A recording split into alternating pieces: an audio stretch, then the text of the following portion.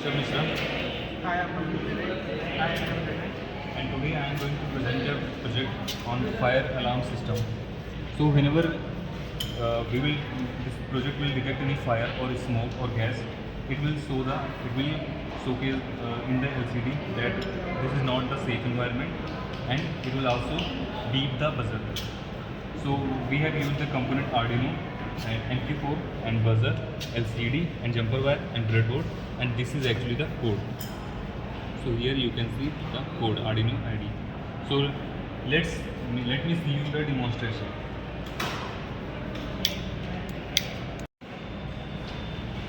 You can see here, this is actually a smoke. Right now you can see the safe environment increasing, the max value MQ4 value is increasing.